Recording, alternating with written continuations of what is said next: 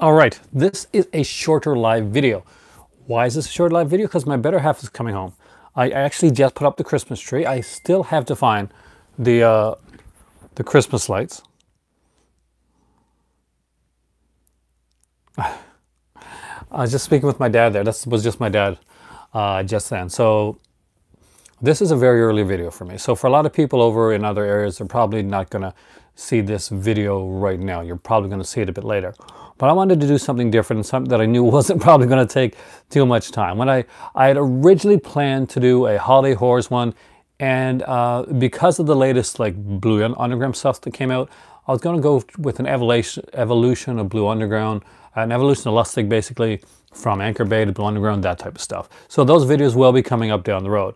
But I thought I wanted to do something a little bit different, a little bit of the norm, what my channel does. So if you're new to my channel and you are here for like the 100% movie stuff, that is on my channel, and you will get to see that very, very soon.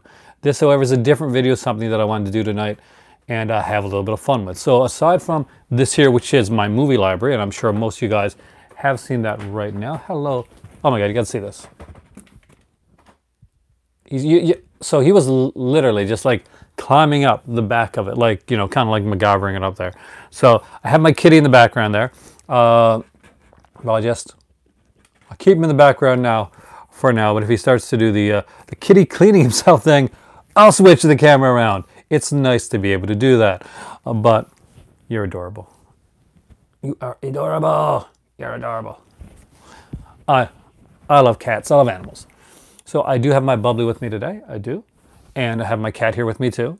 He's just looking around. He wanted to be, I think he's lonely where my better half is out of town. So what are we doing tonight? I am actually diving into my library to show you some stuff that I think is actually really cool, and give you a little idea, a bit more about me and the other things I do that may not exactly be movie related, and give you a little bit of background on me. Well, obviously, I have cats. I have 3 cats. We did have 5 of them here. There were 4 brothers, and we had a sister that we had adopted, and all our cats are rescues. We're strong proponents of like getting your animal through rescue. Just to put that out there before I go any farther. So if you are someone that like is thinking of getting an animal for Christmas, please, just make sure that it's this is a big decision, that these are a part of your life. Hey, Skulder. 49 titles, man. That's pretty awesome. I told him, I said, I'm going to have to break that 49 title thing. She's like, hell no, you're not. Hey, and ready? Yeah, actually, it's just this is kind of like a quicker one, maybe like an hour-long thing, basically, because right now my better half is on a plane from Montreal all the way back to Halifax there, and then there'll be another plane from Halifax to Sydney. She's on her way back from Morocco. Hopefully we'll get to go to see Morocco ourselves again soon. We want to, definitely visit a few times before we actually end up moving out there.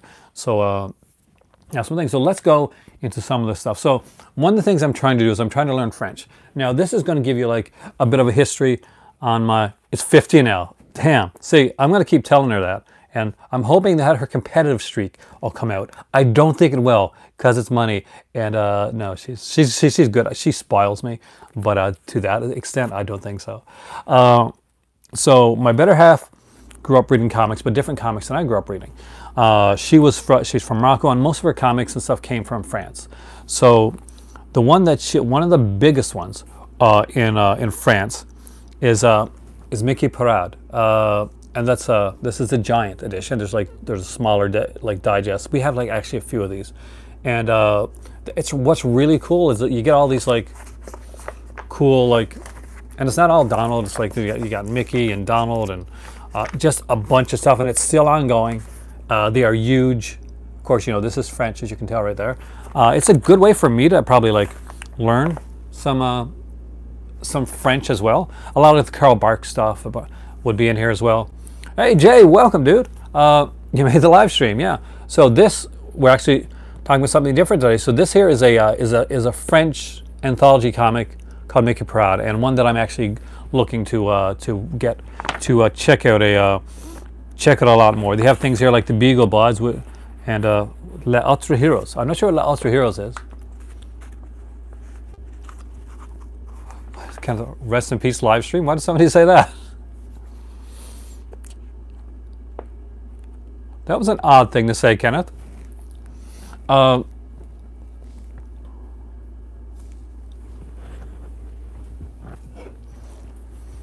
But anyway, right now I'm going to open my bubbly. I'm going to try to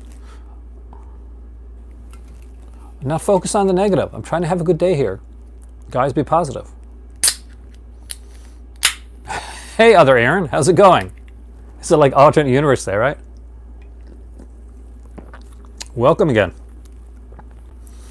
So, I've got the bubbly on here today as well. Although Colette's tried this and actually liked it. They actually went out and bought the strawberry stuff, which I haven't had the nerve to try yet. I got to try the strawberry edition of this as well, because there are different ones. I want to check out the Hellboy trailer. I did check out the Godzilla trailer after only a week of it being out, and I really, really liked it. So I'm looking forward to that. If you're a Kaiju fan, then this Godzilla movie is definitely going to be. The shipping has started to improve, Jay. They did say recently that right to the Airverse, thanks. Basically, they did say that on a recent news broadcast that on CBC that they are pretty much caught up. After about 3 weeks of being mandated back, they are pretty much caught up. I don't completely believe them though, because my Blood Island set is probably not going to get here until sometime in January. And I'm a big Hellboy fan. I'm looking forward to this, and I do like the actor that took over the role. I love Ron Perlman in it, but I think he's going to do a good job. Hey there, how's it going? So what we're talking about today is we're talking about some book stuff, some book learning. So I am a big graphic novel fan, and if you've been following my channel since the inception of this channel, you'll know that I did used to talk about graphic novels, comics, all that type of stuff. I'm pretty much a geek all the way around. Did you pre-order that one and ready? It's like $72, I think, on Amazon CA right now. I totally blanked out for a second. So definitely check it out. Considering it's going out of stock, it's gone out from several. Really good time to get it. So we're gonna go through some of my favorite graphic novels first. I got some stuff that's not graphic novels as well. But first off, here's one that I really enjoy, especially early on. And this is Grimm's Fairy Tales. Now, obviously, this isn't just the Grimm's Fairy Tales as you would have it. This has started pretty much as a horror anthology, actually.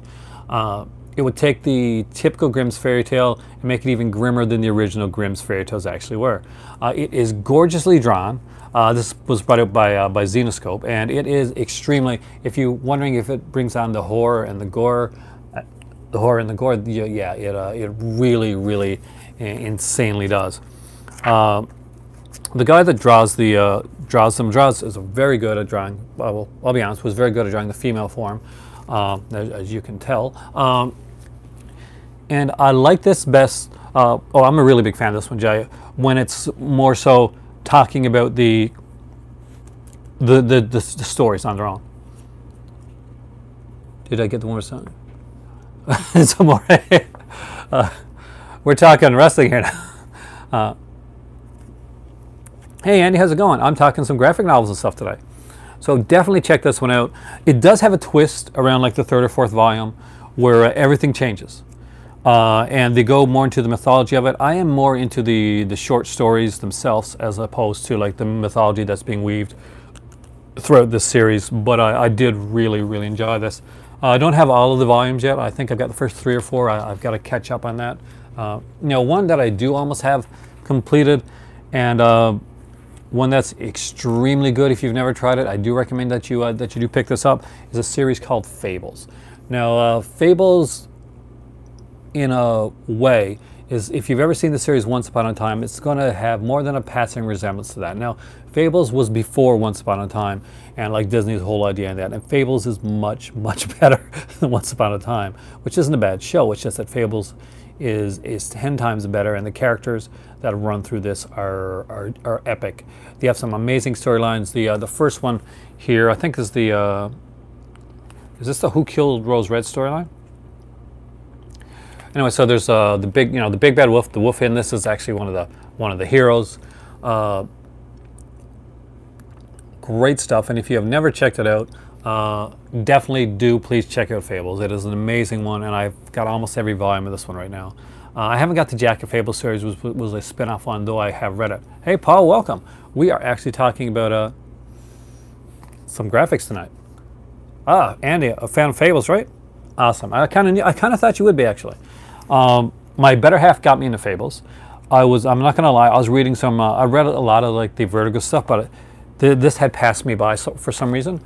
And she had a couple of the volumes there, and we were hanging out. We were going to the comic shop together. This is when we first met. And I'd just go there and I'd pick up like the regular stuff. And she'd be like, kind of get Fables, kind of get this here, kind of get that. And I was like, well, I guess I got to check this stuff out. So one day we were like sitting around a table, like, where'd I get the Fables at? The Fable ones, I actually bought these mostly at like local comic shops. There was a comic shop in the area that I lived in. We actually had two for a while. We had two comic shops here as well. But I'd say check online, maybe Amazon, something like that might be able to find it if if you have Amazon, if you like to order online a lot. But I do prefer the comic shop experience, and a lot of times, especially on like a Boxing Day, which is coming up, or on Free Comic Day, something like that, you'll find that a lot of these here will get marked down significantly. So you can actually get these for very low under the cover price, and that's actually a pretty good thing. But let's talk about the comic that kind of started this whole Vertigo thing in the first place. And this is one pretty crappy. I'd say wait, like, if they do the Boxing Day Free Comic Day sales, now where I live, we do. Like one of the shops there usually runs like a 25 to 50% off sale on every Free Comic Book Day, because that's the one time to get in like the new customers, people that haven't been like into comic shop in a while, or people that just bring their kids in, like to kind of get them hooked. That's what you want to do. And a free 12-page comic is no longer enough to hook a person, so you got to have a good sale like racked onto that as well. If your comic shop is crappy, I'd say just check like in like an Amazon or a place that's near you like that might actually be able to ship it in. I know back in the day, in the 90s, when the whole comic boom was going on, you could get comics everywhere. But now you're right, Kenneth. It is a lot harder. Yeah, I do agree, and that is an amazing one. But this kind of started it all for me. This is the Sandman, and this is definitely where I really, really fell in love with Neil Gaiman's work. I went into this like most people, like not knowing exactly what I was going to get, and it kind of blew me away. Now the early Sandman stuff is still trying to weave itself within the DC universe. It was actually kind of like mandated that have like people in there like have a Superman or Batman type thing. But as Sandman went on, it became more of a mythic, epic storyline, and it, much like something like Babylon 5. Basically, it had its arc, and it knew where it was going. It knew where it was going to end, and it did that. It ended exactly where it needed to end. There are some great characters throughout this, from Morpheus to Death herself, who is a fantastic character. There's actually a miniseries called Death: The High Cost of Living, which I can't recommend enough. It's actually really, really good. Where Death basically gets, she's a goth girl, and she gets to come down and just hang around among the mortals, and because nobody enjoys life more than Death herself. Kind of a cool irony, but Sandman, a great series. Preludes and Nocturnes was well done. It gets way better after this, but I think this is this the one with the serial killer convention? I know one of them has a serial killer convention, and I can't remember which one it is, but I love that that concept, and I think they kind of took that in American Horror Story. They kind of did that, didn't they? Next up is if you're a big horror fan, this is probably already in your collection if you like graphics at all, and especially if you're a slasher fan, and that is the comic Hack Slash. Now, I'm a huge fan of Hack Slash. This has been something that I've been a fan of for a long time. I've actually got Omnibus number 2 and Omnibus number 3 in my collection. My eldest Mimi, she has Omnibus number 1. I got to get number 1 as well. But there was only one copy of each, and I picked up 2 and 3, and she picked up number 1. But Hack Slash is about Cassie Hack and her sidekick Vlad, and they go around finding serial killers and slashers and killing them. It's really cool. It experiments with a lot of different stuff, a lot of different artwork. They even go and hopefully so they go into a Archie style universe, right? So there's the cover of it right there. not only do they go into an Archie style universe, but when they do, the artwork and the drawing actually becomes like an old Archie comic book. But yet there's still a serial killer in this universe that's offing people, and that's kind of a cool way to go with it, as you'll see right there. There's a mysterious serial killer. Now, they've had a few crossovers over the years, one with Chucky, one with Herbert West from Reanimator. Just some very, very cool stuff. There's the... So if you're a horror fan, yeah, you gotta have Hack Slash in your collection. It's actually super, super cool. And there's like... they do a really good job of drawing Herbert West, by the way. Yeah, it's called. If you haven't checked it out, I really do recommend it. Basically, Cassie Hack's mom...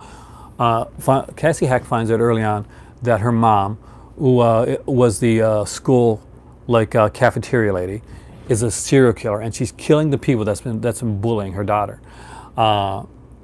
Cassie soon finds out that she has the ability to hunt and stalk slashers. There's a certain type of slashers are actually being made. There's a reason that there are slashers.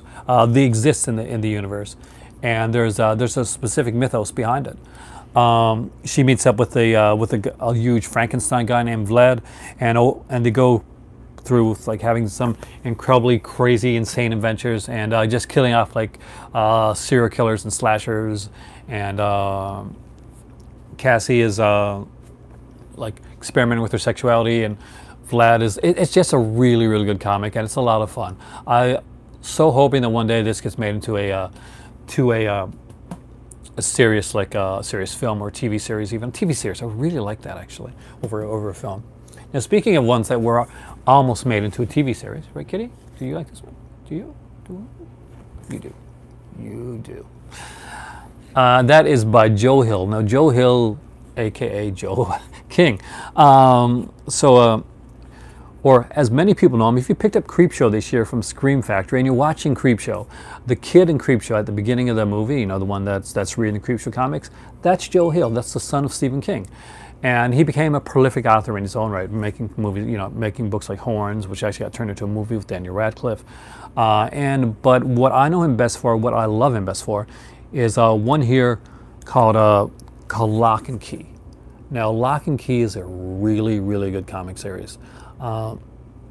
There's actually a special edition that was out for a while that actually included every volume of it. My eldest has it. Great series. Artwork in this is phenomenal. It's fantastically done, and basically these keys unlock different can unlock different powers and different things. There's an ancient there's kind of like a killer from the past that comes back and takes over somebody's body. Just really, you really enjoy Lock and Key. One thing that peeved me about Lock and Key, not this here, was that they announced the TV series, right? They actually shot a pilot, showed their scenes online for some you can find of that pilot. It's never been released. We've never seen it. They keep talking about it. They keep dangling a Lock and Key TV series, movie, miniseries, for all his fans, but it never follows through. And I would really like to see them do Lock and Key. This would make an amazing series. Game of Thrones and all that stuff is ending right now. This is a good time to get stuff like Lock and Key out there.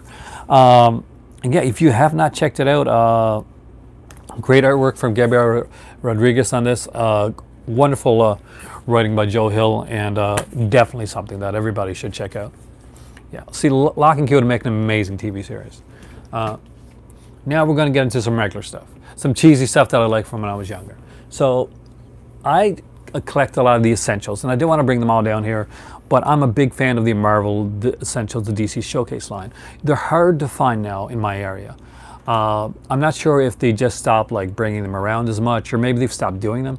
I'm not quite sure, but I'd have to check online. I haven't checked online for them. Essentials basically is you get a phone book size reprints done in black and white.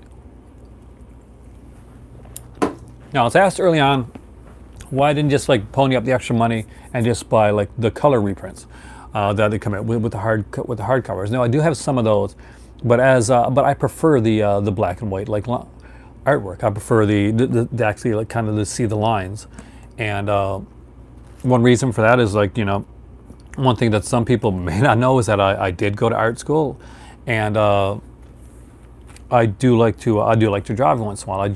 Charcoal was my favorite thing to draw with, actually, and I do kind of like look at some of these and just do my best representation of them, copy them over, like just look at them and actually try to draw them. I'd find that fun as well, but you get a lot of bang for your buck. And I do love like pencil work, so that's actually a big thing for me. This is the Essential X-Men. I've got a few of these. This one here has got runs from, what is it now?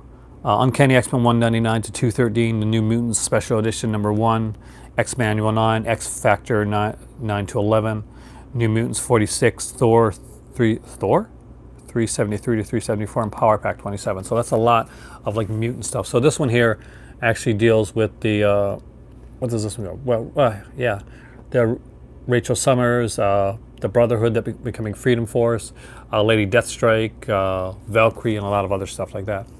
Hey, sexy monkey. But yeah, there's a lot of like really cool stuff within this one here. Now this is in my more geekier stuff. One that I didn't bring down, I wish I had. I do collect the Conan, the volumes of the Conan as well, and the Savage Sword of Conan, which is really, really well done. Red Nails is a fantastic story. That's, you know, that volume with that, and I do recommend that. It's like one of the penultimate like Conan stories. Yeah, definitely check it, especially the early Savage Sword of Conans. They're really, really good. Another one that that definitely suits me, and the character I probably grew up reading like probably more than a lot of the other ones when I was younger, was Spider-Man. Oh, huge Conan lover. I love Conan. I like the Call comic too. Not so much the film, but I got the film, but the comic definitely. But this is the Peter Parker, the Spectacular Spider-Man, which was my favorite Spider-Man comic back in the day. They don't do this one anymore. And this one was a ton of fun. So just to show you some of the black and white artwork on the inside, I'm actually a huge proponent of that, and I do find it fun. And I just want to bring down one of the DC showcases to show you guys before I get back into the normal stuff. And this is the House of Mystery. I've got the first 2 or 3 volumes of this. It's a fun watch. It's just not a good representation of Call at all, actually. So I'm going to give the cat some alone time to clean himself. But this is the House of Mystery comic.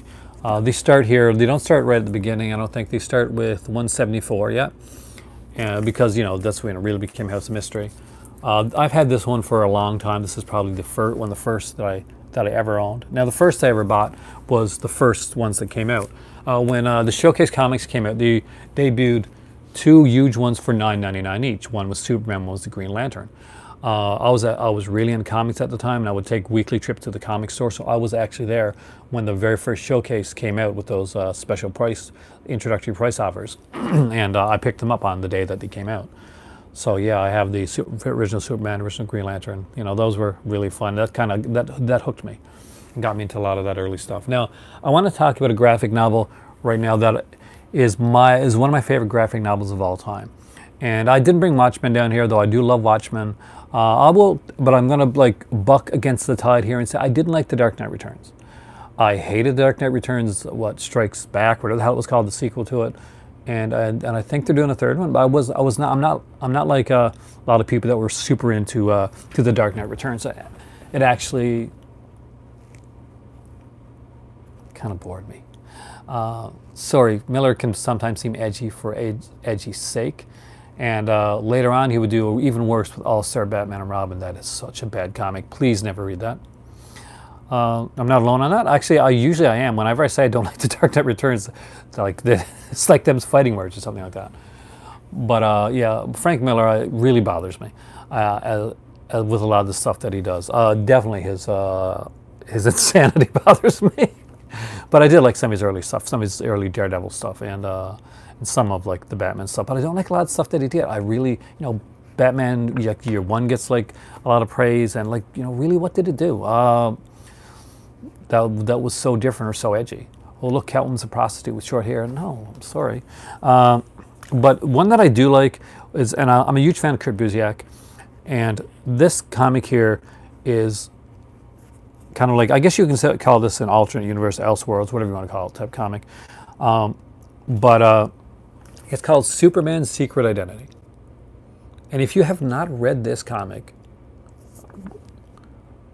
like, read this comic. If you're at all even a passing fan of Superman. So this is not Superman as you know him. So basically this is in a world where there's a guy named Clark Kent. I think I've always felt that. Like I was a fan of like his stuff when I went to like when I used to read Daredevil. I used to read a lot of Marvel stuff, right? And you know, I used to read some DC, like Batman and stuff like that. But I went into Dark Knight, you know, Dark Knight Returns, pretty much without the hype, because like I'm old enough that I read it in the time that it came out, and I was surprised when it started to get all this acclaim and stuff. And you know, for people that are into it, I completely understand it. It just well, I don't. I guess I don't understand it. But it just didn't work for me. You know, I can understand like people like, because he's gone like off the rails crazy, like not liking stuff in retrospect. There's a good point as well, by the way. But no, I've been a comic book fan like as long as I've been, like even longer than I've been a fan of film. And it's just those never really stuck with me. If I was to say the best thing that I think Frank Miller did, the best thing that and you know, even retrospect, it doesn't matter like what he's like now. I'll always give the devil his due. Is he did like this really good miniseries back in the mid '90s of Daredevil, and it was like a kind of an origin story of Daredevil with Kingpin's in it as well. It's really, really well done. It's I think it's Man Without Fear. And there's like 5 issues that he had like stock covers on them. I remember having to go to the store and pick them up. But yeah, no, I'm a fan of some of his work, but I'm just not. I didn't like Dark Knight Returns. I like any of them. And yeah, obviously I didn't like his other stuff, which was really, really disturbing. Especially some of his really weird stuff. But no, it's just, you know, and I do, of course, like some of the Sin City stuff as well. But because I'm a film noir fan. But yeah. I think that's just one that didn't stick with me, that I just didn't get into. I can understand some people, they like it, they want to get this darkness, and like, let's make Batman darker type of thing. But there's other ways. I thought there was better ways. That's like a lot of people like Brian Azzarello's Joker. He did like this comic, like graphic novel, I think, called Joker. And it does have the Heath Ledger style, like Joker with the cut mouth and that, right?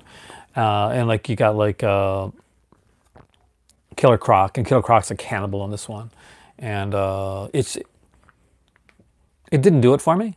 Like that one, I did hear a bit of hype about, so I don't know if the hype kind of hurt that one for me. But that one, that Brian Azzarello Joker one, I just didn't get into. And I know Brian Azzarello is a really good author. That one just didn't work for me personally. This one is actually one of my favorites. It's very hopeful. It's very different. He is not Superman, as you say. He is Clark. He doesn't go around like, you know, saving everybody all the time type of thing.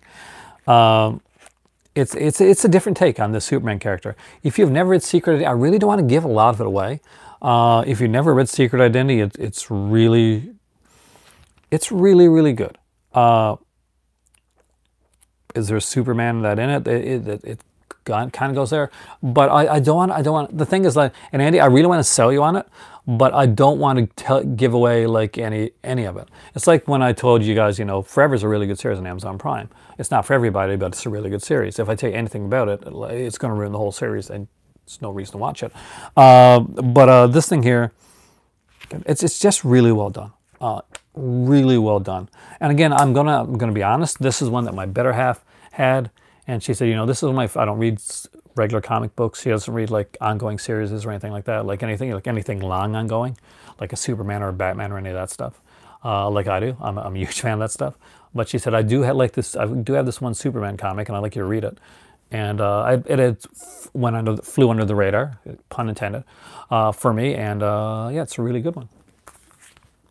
So that's most of the graphic novel stuff. Now, I do recommend, if you're a Giallo fan, maybe you're just getting into the Shameless stuff, Maybe you're going to be picking up some of the Arrow. Hey there, and some of the Arrow sale stuff that. Then more than likely, if you picked up some of the Arrow stuff and you've come across the name Tri Haworth a few times, whether it's a visual essay or an audio commentary. Oh, you like the Bond conversation? I had a blast doing the Bond conversation. Jace is definitely the Bond expert out of the two of us. That's pretty. Watch that there. It's pretty obvious. I'm a huge Bond fan, but he like knows his stuff so well, and he knows his. He's like me with Giallo when it comes to Bond. He just knows his stuff, and it was a blast doing it with him. Me and Jace are going to do a spaghetti western one down the road. We're looking forward to that. I'm not sure it's going to be on this channel or his channel. We'll probably switch back and forth. I am enjoying doing that, so I may be doing some other collaborations down the road.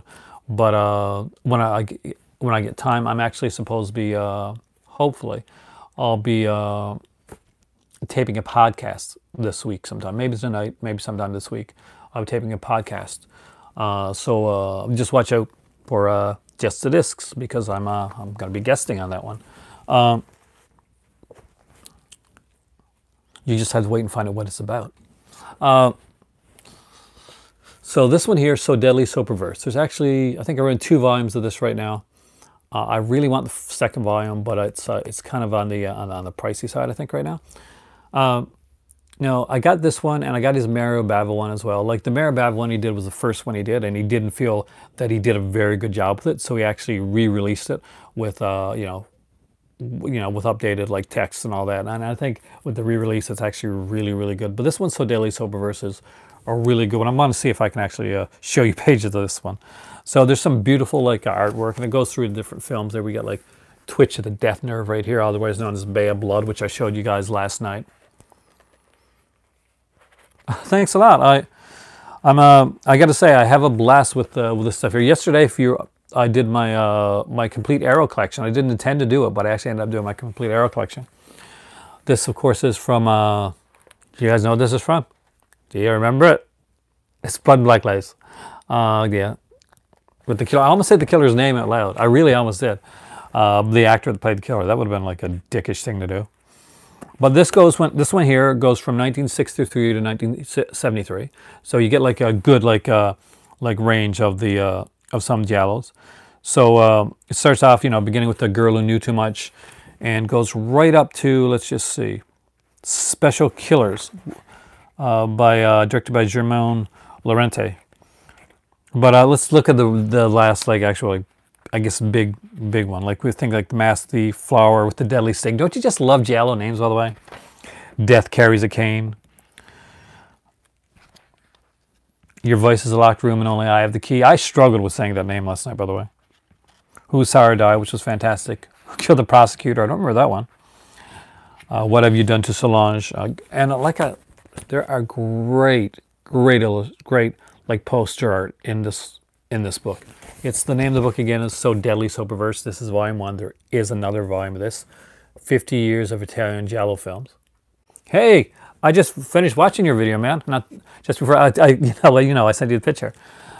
This is Need Gore here. Check out his channel.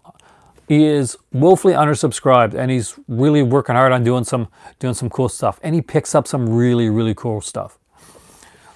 He just picked up the recent release of Maniac from Blue Underground. Oh, this. And also, subscribe to Need Gore. He has some amazing stuff that he makes me want to buy stuff. So Deadly, So Perverse.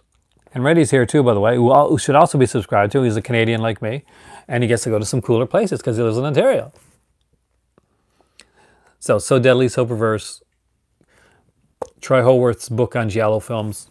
Definitely recommended. Really strongly recommend this one. And who doesn't want like fantastic pictures like this? Isn't this like a freaky ass picture? Gotta love it, right? Stuff that talks about Oasis of Fear, the night that Evelyn came out of the grave. I'm really a big fan of Oasis of Fear. I'm not sure what he thinks of it. I gotta reread some of these here. Of course, Four Flies on Grey Velvet is here. Yeah, I'd love to have some of these posters. They got some great posters, man. This is, I think this is the Cat o' Nine Tails right here. Yeah, it definitely is.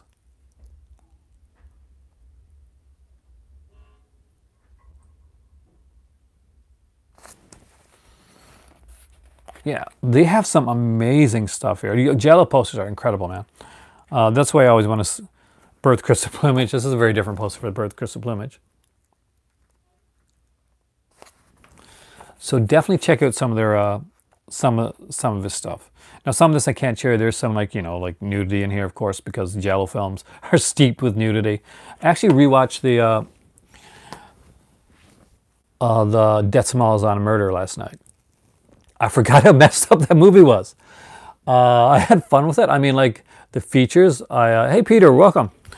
The features were incredible. The movie is insane, and I think I'm used to Joe D'Amato.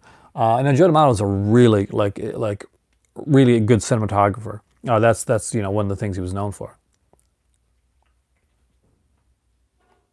The Giallo themed back tat. Oh, really? Wow. You're a Predator fan. So Peter, if you haven't picked this up yet, this is something to look into. If you want to get into Giallos, if you're into Giallos. This is Troy Haworth's So Deadly, So Perverse book. This is the first volume. I got to get the Paul Naschy book that came out too as well. And one thing I wanted to kind of throw in here, and kind of a last but not least type of thing, is I managed to at a flea market pick up a couple of these. Now this is one of them. These are these oversized books that came out, I think by was it by Gladstone that did these? Who put this out? Russ Cochran. Well, Russ Cochran Publishing. Gladstone stuff. Yeah, channel name. If you have a channel on here, guys, please feel free to pimp it, because I always need more channels to watch, and so does everybody here. So if you have a channel, you don't have to be on here just to talk to everybody else. Show people, let people like find your channel and love it as well, because I will. So this is one of the EC comics. This one is weird science fiction. I love the covers for these here. Now this one I think is a Wood, right? Wally Wood. So this is a Wally Wood drawing on here. There's an L. Williamson drawing on the other side. Now these were put out like in big volumes with like color artwork. They have like kind of like essays and that on the inside as well. But these here are actually the original ones that came out with the black and white art. They even had like the original like ad layouts that went in there as well. So basically, if there was like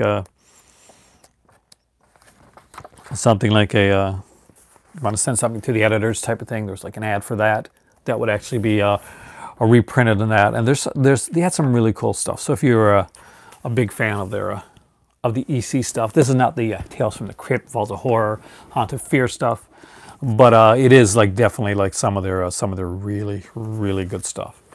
And they really tried to buck the trend when it came to like a lot of the work that they did.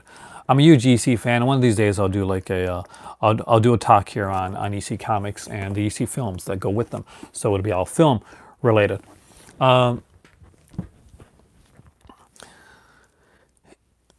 And that's a few of the books in my library. I could have went upstairs and did the whole library type of thing like I did with my Arrow thing last night, but I really didn't want to go into that aspect of it. I wanted to make like a shorter video tonight, something kind of smaller, because I am going to be I'm going to be taping something with Brian soon for the Just the Discs series. So that's very going to be kind of a. I'm trying to see something. I want to give you guys some movie thing to throw in here as well, something to talk about. And I'm trying to think.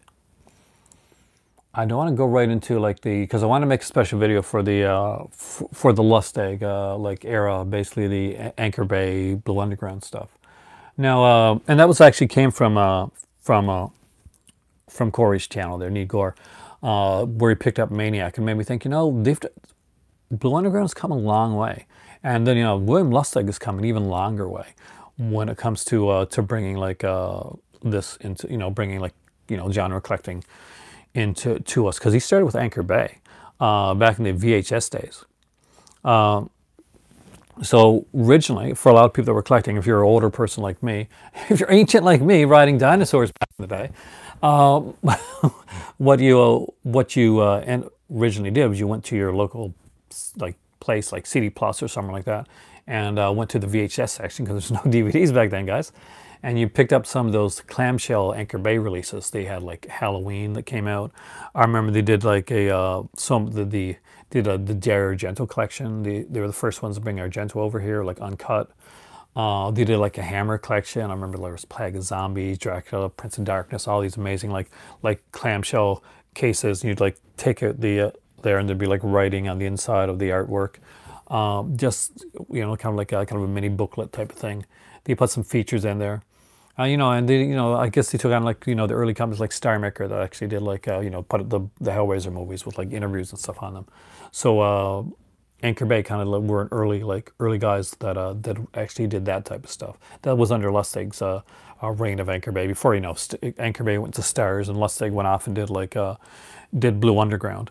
And started working on their stuff. And then I found that the Blue Underground releases like now, more recently, I find a lot of them kind of resemble in a kind of an aesthetic way, at least. And you guys can tell me if you kind of feel this or not.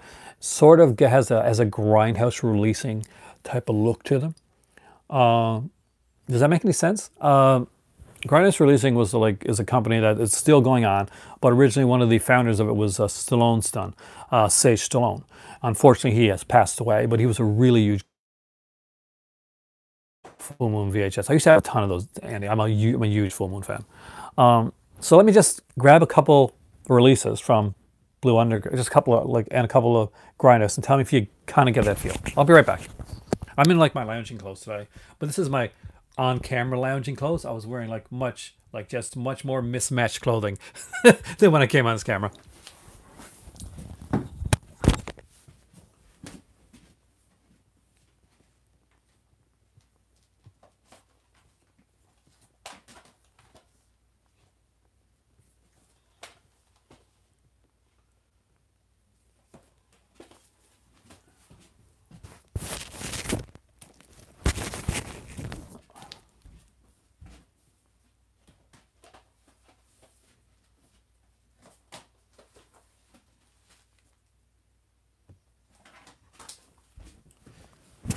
So I picked up a handful of Blue Underground and Grindhouse releasing stuff, just to kind of give you a feel to see if you maybe it's just me that sees that. But so I'll run through a couple Grindhouse releasing first to kind of give you like a look at some of their stuff. Now they did go into like a kind of a different direction with their stuff, but originally like a lot of the Grindhouse releasing stuff kind of looked like this here. So this is Peter Cushing and Corruption. What's really kind of cool about this is this is the sanitized cover, but if you turn this over, there's a more of an R-rated cover on the other side of this, and it's a very different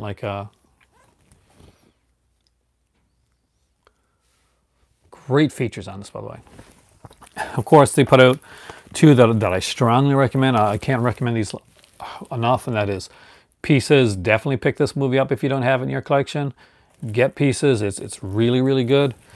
And of course, one that I actually really like. I was really surprised at how much I liked it, and that is I Drink Your Blood. Great film, and this was one that was gifted to me, but I've watched this so many times. You have no idea how many times I watched this one here. And of course, this has 3 films on it. Something different. You're talking Donnie Darko, right? Yeah, Drink Your Blood is super entertaining. And I want a sequel to this just to see that kid get his.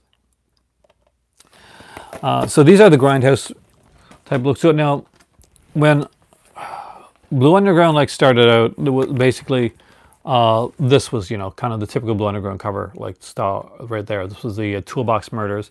Recommend this film. Actually, it's way better than you would actually think, and much better than the remake. Though the remake is actually kind of fun. But this is of course Cameron Mitchell, classic Toolbox Murders. You guys talking Donnie Darko over there? I'm missing out on this stuff. And then, of course, because, Lustig is the guy that made Maniac Cop films, of course, you had to put out, he's got 2 and 3 Maniac Cop, which I are really good additions of the films.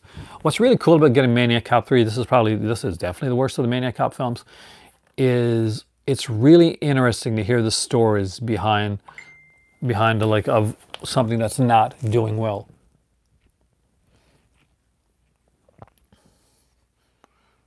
Just give me a second here.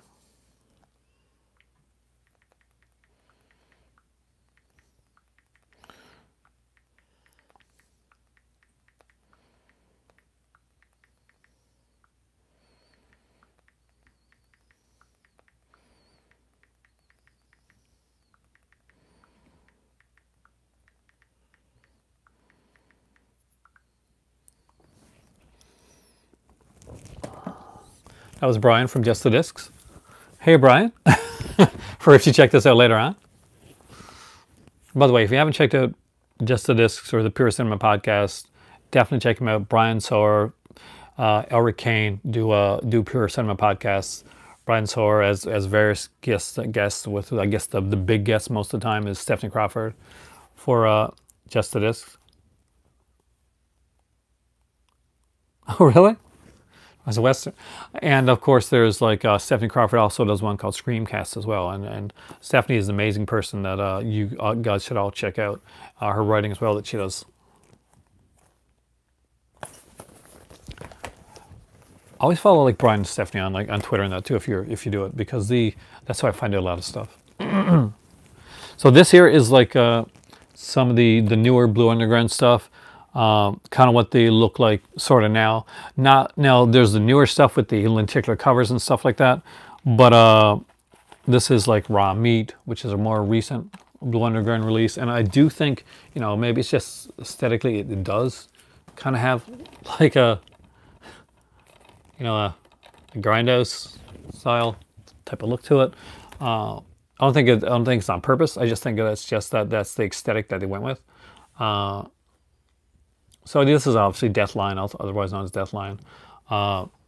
Really, really good film, and something I strongly recommend. This is a movie that I really like, so I'm glad I'm talking about like Blue Underground right now. This is not my Blue Underground Evolution one. This is just like kind of a short add-on, and that is Venom. So this one has Sterling Hayden. I think Oliver Reed, right? Susan George. Is it Oliver Reed in this one? I know Kosinski, maybe it's not. Oh yeah, it is Oliver Reed, perfect. So yeah, so if you've never seen this movie here with Susan George, Venom, really like the cover. It's actually really, really a fun film. It's not what you think it is actually. Directed by Piers Haggard there, and excellent like release, kind of a Blu-ray DVD combo pack. There is an alternate artwork here, and I won't take like the discs out, but I'll kind of show you what this here is kind of like the alternate artwork on the other side is. I prefer the Susan George artwork. So what's it about? It's a British film. I'll tell you what, I'll read you the back cover. How's that? So basically, it's supposed to be the perfect crime. The sexy maid, Susan George, a psychotic chauffeur, Oliver Reed, and an international terrorist, the legendary Klaus Kinski, kidnap a wealthy 10-year-old boy from his elegant London townhouse. But they didn't count on a murdered cop, a desperate hostage siege, and one very unexpected house kiss, a furious black mamba, the most lethal and aggressive snake known to nature. It can attack from 10 feet away.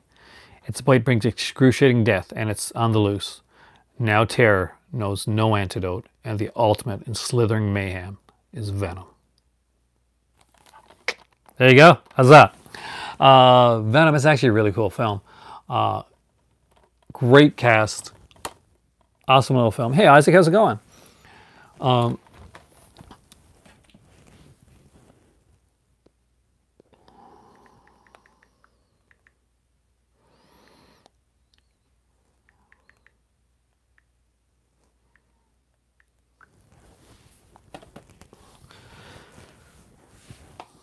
A great narrator. That's what I'm going to do. Book narration. That's my next step. There's an irony to that. I thank you very much for that, because I'm an epileptic, and for the first few years of my life, I didn't talk very well. I actually used to stutter a lot. I had a massive stutter. So the fact that I'm on a camera now and able to talk, I'm very grateful for. To this day, I'm actually extremely grateful for the fact that I can enunciate and speak without like massive amounts of stuttering. Not to bring things down or anything like that, but yeah, that was me. Oh, there was Close Kinski, right on. Oh, it's a Venom, Isaac. You know, with Sterling Hayden, you know, Susan George, the beautiful Susan George. She's gorgeous, and of course, fantastic Oliver Reed. But yeah, so if me, you know, like ex-stutter, super geeky guy can do this, you guys out there can do anything you want, whether it be a YouTube channel or whatever you want to do. That's good. That's good. Not like, you know, go, you know, want to be a serial killer. Go out, like, you know, and write a book, make a movie, do a channel, collect what you want. Me myself, I have three major like things that I collect. What you guys see and know from my channel most of the time is I collect movies. That's paramount. That's above everything else in my collection. As you guys have just seen here earlier in this video, I actually do collect some books as well. And the third one that some people do know, and that is I'm a huge gaming fan, and so I've got like a lot of retro games and stuff like that. The last game that I picked up was WWE 2K19, and it's brutally hard in some parts, but in a good way. It's not hard in the way where it's frustrating and you don't want to play. It's hard in the way where it's got that little bit of a learning curve and kind of and a depth to it that you want to do. Now, it's no Super Smash Brothers Ultimate, of course. 36 minutes, 33 hours to upload. Oh, really? Link the video if you want to. You know, you can link your video on here so people can actually check it out afterwards, or at least link your channel on here.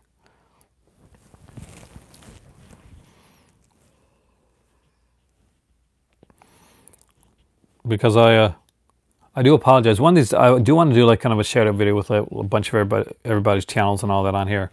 Eventually, down the road. I used to do like kind of shout out videos before, and I'm not gonna lie to you, some of them kind of bit me in the ass because some of the people that I ended up shouting out turned out to be like not the best people. How am I not?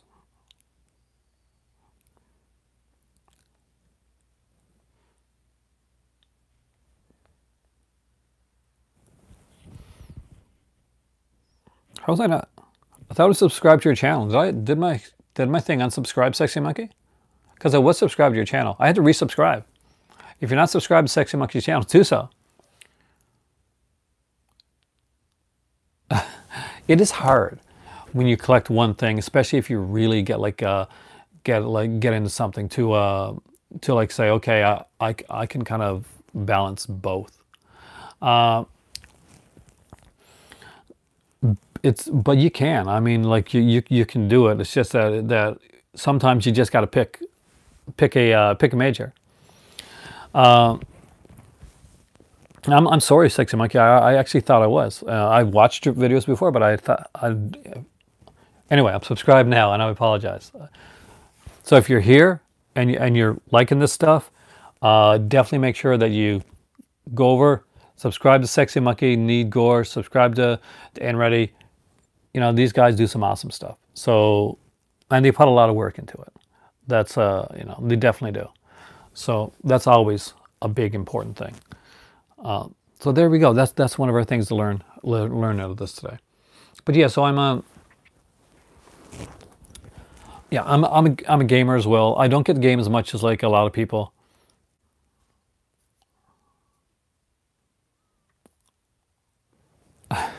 You've never owned a smartphone? Yeah, I came in on the iPhone 4. My better half that was before me was like she had the BlackBerry and stuff, but usually that was a work phone that was given. And now, of course, this is my iPhone 8. So my kids would never own an iPhone. They're like completely Android. They're huge, like hugely into that, into the Android stuff.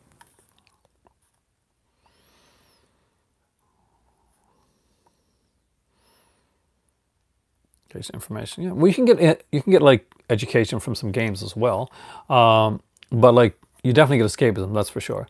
But there's certain ones that you got kind of we want on. Like my kids recently, they picked up like a Nintendo Switch. You know, the dad has a Nintendo Switch. They wanted to have their own Nintendo Switch. They're on their own, and because Super Smash Bros. Ultimate came out.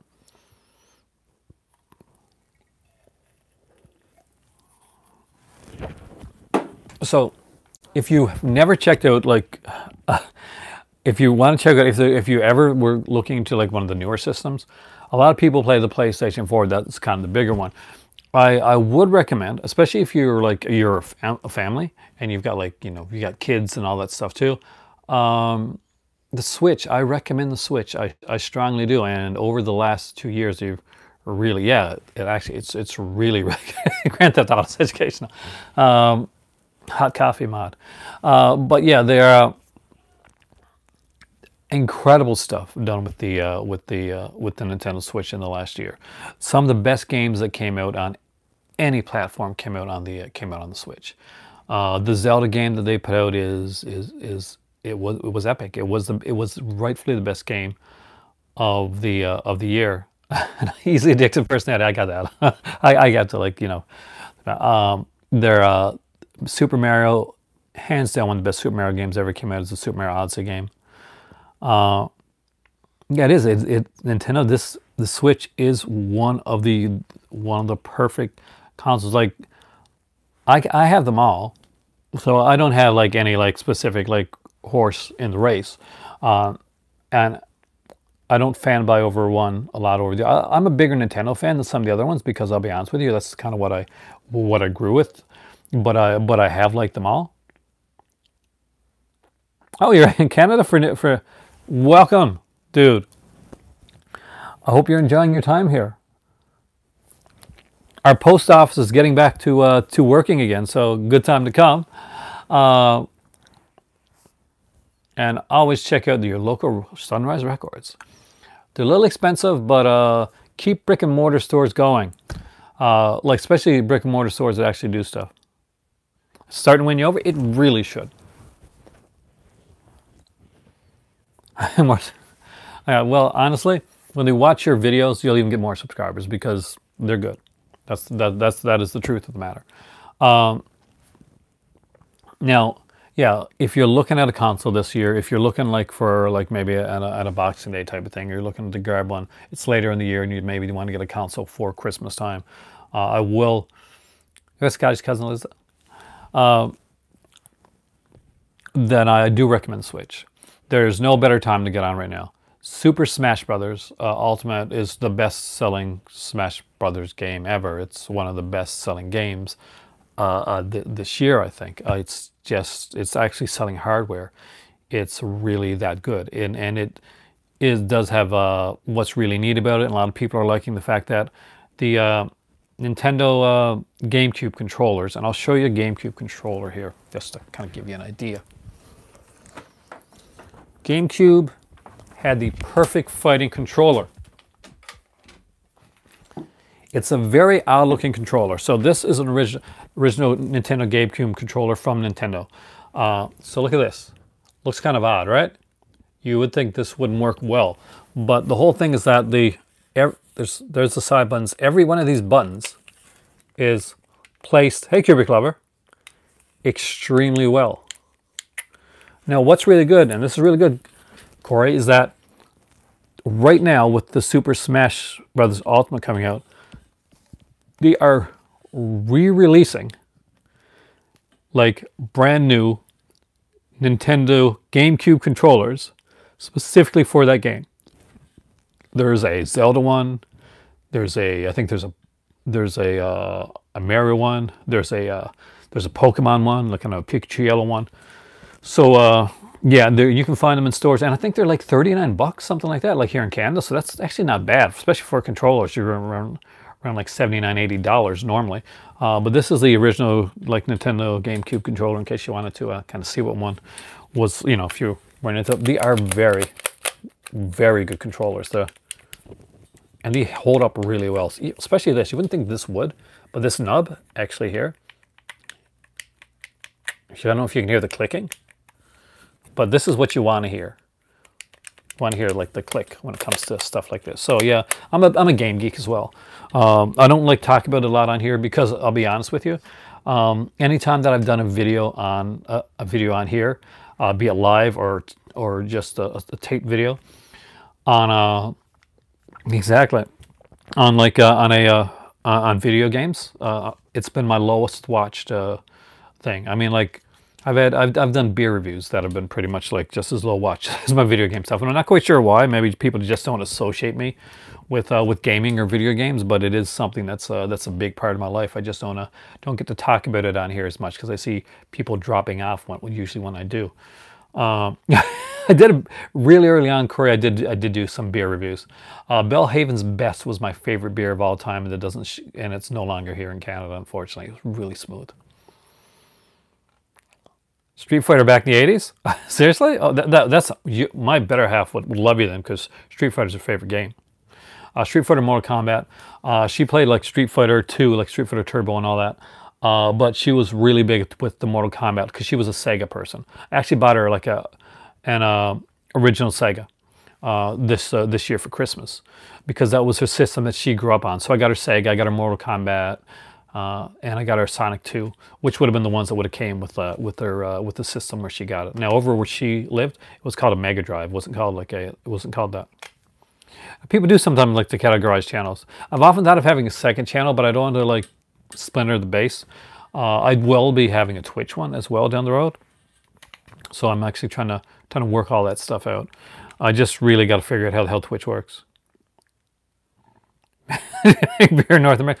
In Canada, we make good beer. There's been like this kind of like friendly like debate between like America and Canada about beer, and we're like, your beers aren't strong enough type of thing. But yeah, the GameCube that I do have is I got the when it came out. I'll just bring it over to show you guys for a second if I can do that. Maybe I can't. Let's see.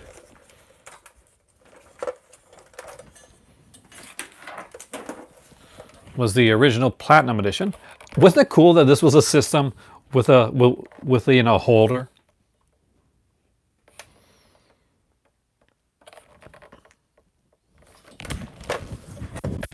You never see like systems with like the 4 controller ports on them anymore, now do you?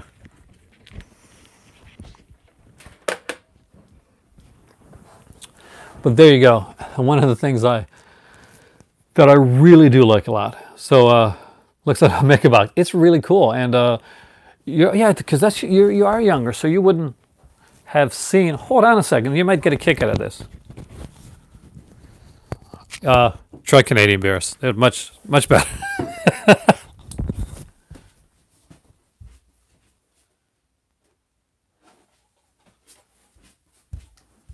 So like a GameCube disc is much different, Corey. So where you're younger.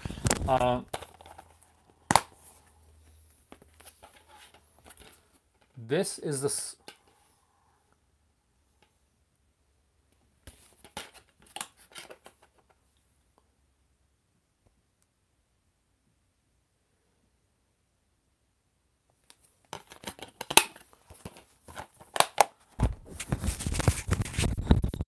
So the GameCube had a proprietary disc that no one else could like replicate. It was smaller, but it was much better. Now, the thing that people are starting to notice, it is tiny. With the, in some you'd get like 2 discs, like there's a couple Zelda special editions with like 2 discs or a bonus disc or something like that. That people are starting to realize is that, remember back in the day when like, well, maybe you don't, but like if you're a little bit older, you probably remember the Sony stuff, like the PlayStation 2. They were very big systems. Recently, Sony slapped out. That's a good.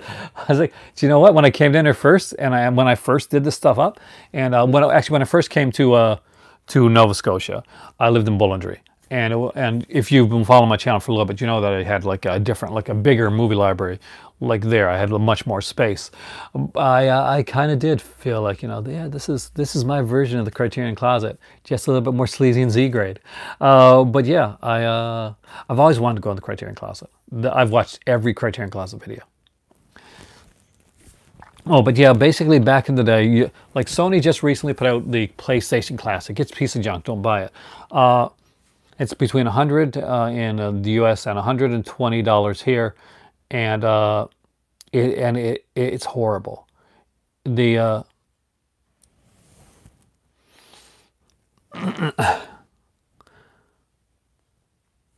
You haven't seen one Criterion Closet video? Watch them. Like they have like big like actors and directors and stuff on there, and they go in and they pick their Criterion stuff, and basically they pick Criterion to get let to take them for free. They just have to go on camera and talk about the ones they pick and why they're picking them. Bill Hader's is really funny. But yeah, they recently put out the PlayStation Classic. That's what it is, and it's Criterion has their own channel on YouTube, so check it out. It's Criterion Closet, actually it's really cool. But it was a bomb. The PlayStation Classic, yeah, it is garbage, and you definitely should be embarrassed of it. They're extremely informed, Scholar. Oh yeah, we did. We had a lot of those there. I remember my college that I went to first had a Dig Dug machine downstairs, and I remember like playing some Zaxxon, and we had a lot of that stuff. We had the tabletop ones. But yeah, but the one thing I've noticed, and like as I started collecting retro consoles, so I got like got a couple PlayStation 2s. Speaking of those videos, actually, there's certain ones that I like more than others. Bill Hader stands out. I'm a huge fan of Bill Hader from Saturday Night Live days. I like Stefan. But but yeah, if you had to ask me right now, I don't really know for sure. But I would say that I love Bill Hader's and I love the ending of the video. If you haven't seen it, I won't ruin it for you. That what he picks as the perfect date movie. But yeah, that's a good one. Yeah. I don't think so. Oh, anyway, so I've noticed as I've started retro collecting, as I've been playing like like some like Super Nintendo stuff or some Sony stuff. That's yeah.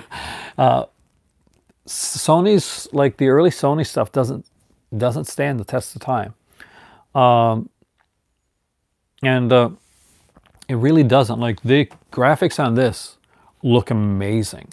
The graphics on like the PlayStation 1, not so much. So yeah, the hardest thing that would like to collect for sometimes is like some of the PlayStation stuff doesn't stand the test of time. Like a Tony Hawk, something like that, it kind of does. But some of it's pretty out there, and just so you can see a little bit of the.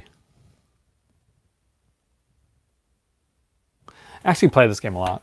This is one of my favorites. I'm a huge Naruto like fan, and especially the Clash of the Ninja series. I actually like those. Oh, I actually way more on the movies. It's not even close. It's just sometimes I like to sit back and I like to have that option there. It's it's the thing is that like I don't want not to be able to, if that makes any sense.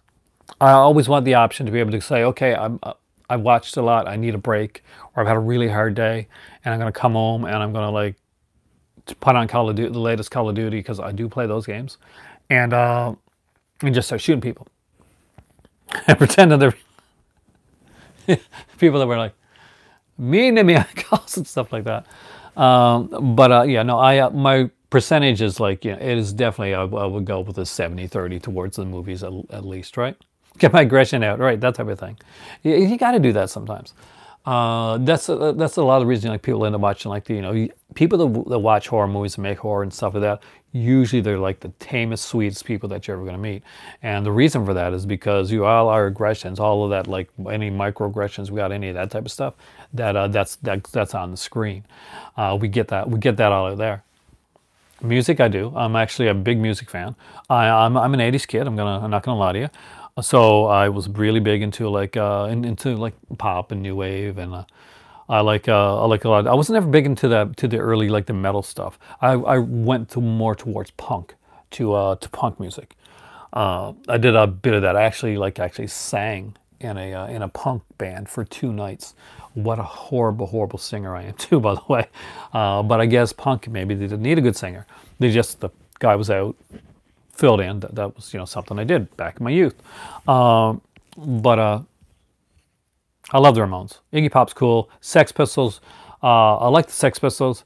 The Ramones are one of my favorites. They're horrible, horrible, like singing.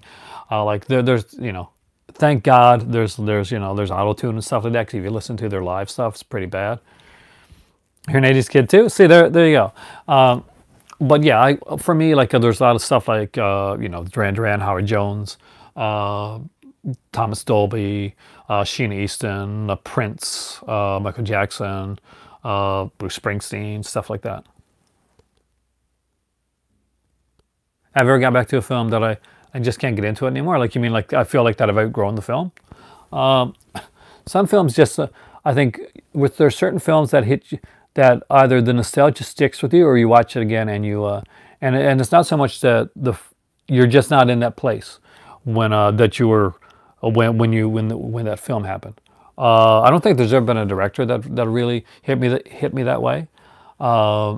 As in, like, there's certain ones I can't watch for different reasons. Like, as in, like somebody said earlier, like in retrospect, when you look back in retrospect, obviously certain ones are going to make you more uncomfortable later on, but for certain reasons. But overall, there's not like any real films I can think about that I watched in my youth that I didn't like again. Now, that being said, I'm basically I'm a 12-year-old at heart. That's the truth of the matter. So my nostalgia stays strongly with me. I'm an old dude. that's no getting around that. But as in my my perspective, I've got like every video game console upstairs and a bunch of retro ones downstairs, and a ton of movies. I'm a huge kid, and I have this super cool cat right here. He's a cool cat. Super cool. Aren't you? Are you looking? Are you getting tired? You're getting sleepy, aren't you?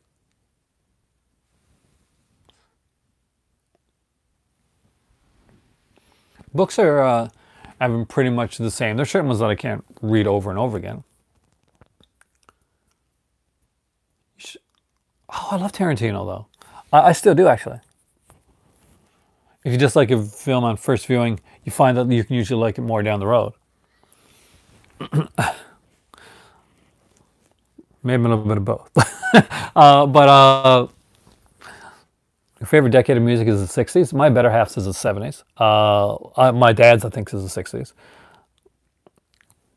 Do I like? I'm a horrible. I'm not a horrible cook. I just don't cook a lot.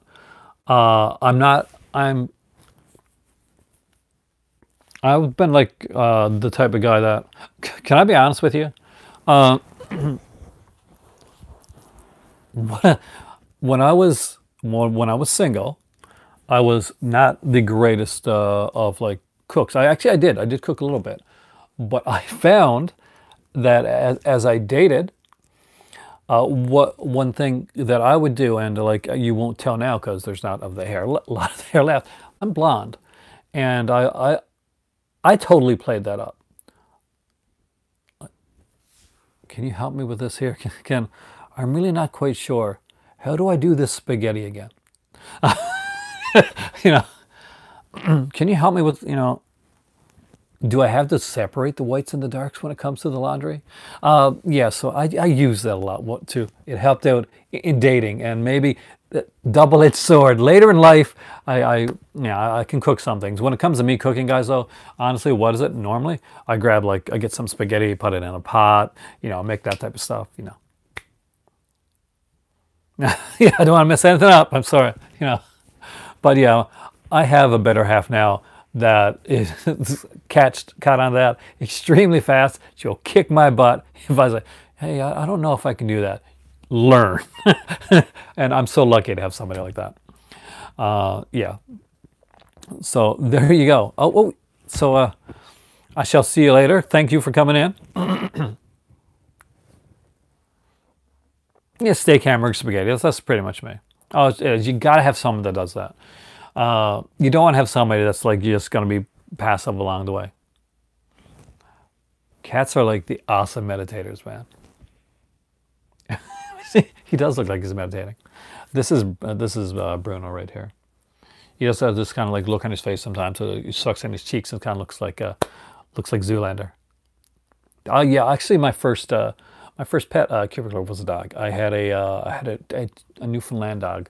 We had two originally. I had a dog when I was really young. I don't remember very well, but I've seen pictures of me with him. But I had a Newfoundland dog named Princess, and he would like always like break out of his.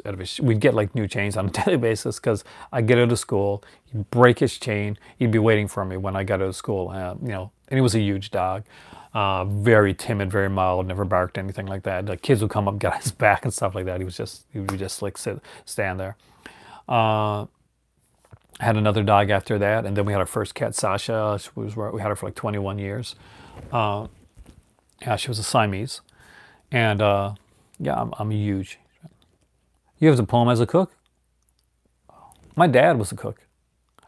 Before he went into before and a little bit after when he went into music, he did cooking. That's one of the things he did. He actually worked at a restaurant at a hotel. I'm sorry, at a hotel restaurant. Like he worked as a cook there.